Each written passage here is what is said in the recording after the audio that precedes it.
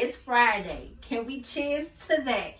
We done made it. We're going to make some salmon cakes.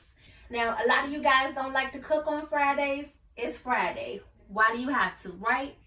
But if you need some inspiration, if you do cook on Friday like we do, you'll want to make this because Friday is one of them days you want to order out, or you like to eat seafood like us.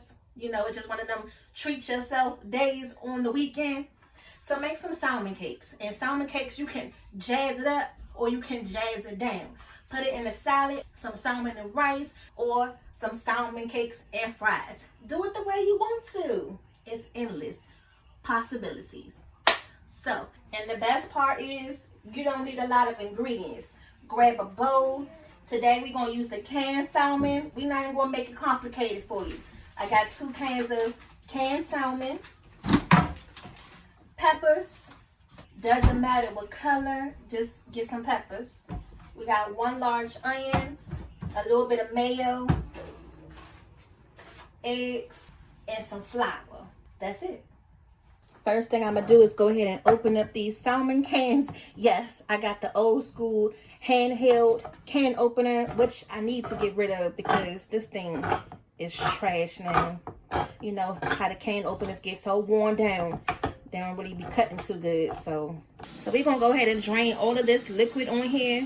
Y'all, this is one of them dishes that tastes good, but I do not like the smell of salmon. I don't like tuna fish, but I love salmon cakes, but opening this can up and getting that first whiff, whoo, I can't do it, y'all. Is there any way to take that smell away? I wish I could, but the after effects after you cook it is so bomb.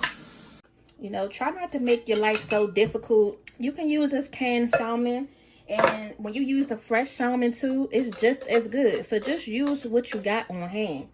Now, the biggest thing about me when making salmon cakes is I can't stand this bone right here, y'all. Okay? Comment down below if y'all leave that bone in or take it out. But I hate the fact that when I'm eating salmon cakes and chewing on that bone, y'all, that's the worst. If y'all want to keep it in, you can. And that 2 cans made this much salmon, so you don't need a lot, you know, because we're going to stretch it anyway with the other ingredients. So don't feel like you need to go out and get like 4 or 5 cans of salmon. We got a family of 6, and this 2 cans is just enough. So I'm going to go ahead and slice these peppers up and sear them for a second. And then I'm going to go ahead and dice this onion up.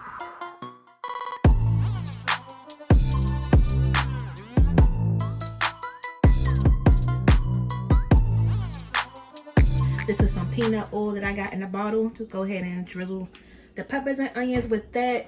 And then, you know, we got to season it. Even though it's peppers and onions, just add a little bit of salt just to bring that flavor out. You don't need a lot, just a pinch. And I like to turn my vegetables up high so that way they can cook and get translucent a lot faster. Because we ain't about to sit over top of the stove all day waiting on these peppers and these onions to get soft enough like how we like it. Remember, it's Friday night, y'all. We ain't about to be in this kitchen all day long. Once they start to look like this and they start to turn translucent, I'll just put my pan on a medium-high heat. You don't have to have it up too high at this point. The peppers is done, and this is just how we like them. You see a nice little char on them. Now I'm not gonna put these straight in the fish because the fish is room temperature and these peppers is real hot. So I'm gonna let these cool off. Even though we're gonna cook it all together in a minute, I like to make sure everything is the same temperature before, you know, we mix it, because this fish should be cooking and we ain't even start putting it in the pan yet. Okay, so don't put the hot peppers in there with the salmon and you haven't even started putting all the other ingredients in here yet. Don't do that yet. But let me know if you do it. Just curious. I'm gonna put these in the freezer so they can cool off a lot faster. But I can just eat these by itself. It looks so good. We can go ahead and move on to the main part while y'all really here, is to see how you put the salmon cakes together. So let's show you. Everybody does their salmon cakes differently, so I'm going to show you how I do our version over here in our house. And I haven't made these in a while, so I hope they come out good. I'm just going to add probably about a tablespoon of mayo. By now, y'all know I don't measure nothing. All right, I have an egg. 1 And what we're doing is helping to bind these salmon cakes. Actually, I'm gonna add another spoonful of mayo. And I'm just gonna add just a pinch of the Grey Poupon, not a lot. Lemon pepper seasoning. I used this in our latest video with the asparagus, that lemon pepper asparagus. But I would say that probably was a tablespoon of lemon pepper. You don't need a lot. And then for some other seasonings, some garlic powder. You know, just make it taste good. It's not complicated. Don't overcomplicate it with the seasonings. Just put what you like in there, in addition to some seafood seasonings like some Old Bay. But you know, Old Bay can be salty, so just be mindful of that. And then here's some onion powder.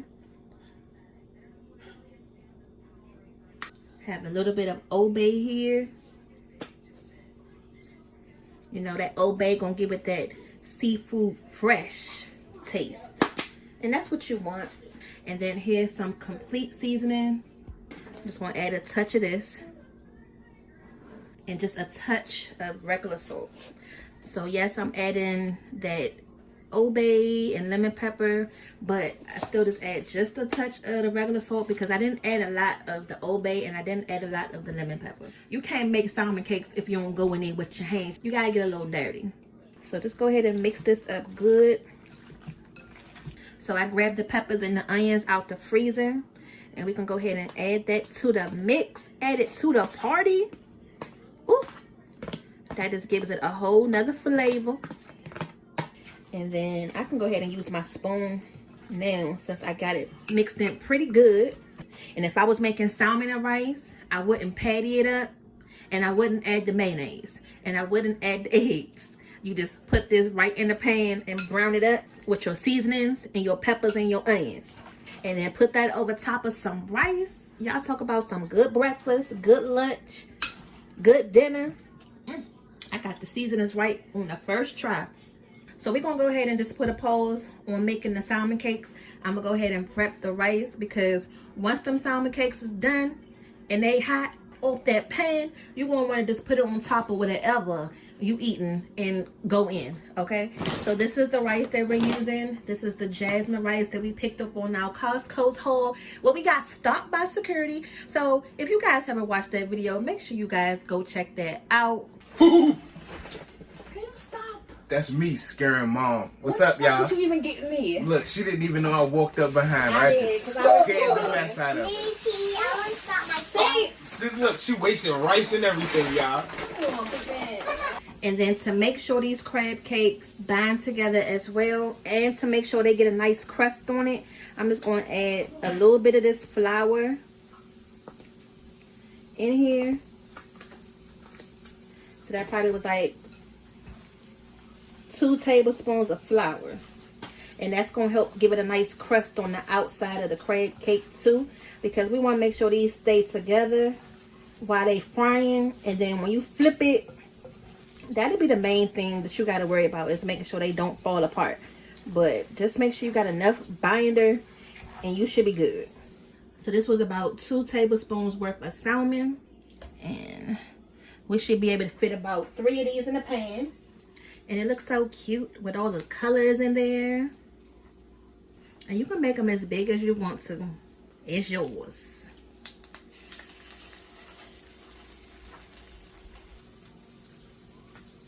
So that's 1, 2. But just try not to overcrowd the pan too much. And just keep the oil, you know, moving around, so that way it can make sure all them edges and stuff get nice and fried up. And you can kind of know when they start to get done too, because they'll be moving in the pan just like this. And then just kind of like hold your pan towards you. There you go. Oh, they look so cute. Yes, y'all. Yes, yes, y'all. Yeah, so make sure you add a little bit of flour to your batter. And then that way you know that they're going to come out looking just like this too. Don't that look good? And that's what you want to see. This is salmon cake heaven right about now. And this was on a medium high heat. Cook it for about 3 minutes on each side. And when it starts moving, then you know it's ready. You know how our body just jiggle when you can just jiggle it on the pan. Then you know it's ready. Okay, this first batch is done. We can go ahead and take these off and just hold it over top of the pan. Make sure you get all that grease off of there. And then I'm gonna put them right here on my plate. And then comment down below and tell me what y'all put on y'all salmon cakes. Do you use ketchup, remoulade sauce? Still got a lot of salmon cake batter left here. I'm gonna go ahead and patty these up, and then I'm gonna show you how the plate look at the end. I'm gonna make these a little bit smaller so that way they won't eat them all tonight. They have some for tomorrow as well, because remember, it's the weekend and I don't have to be in here cooking tomorrow if I don't have to.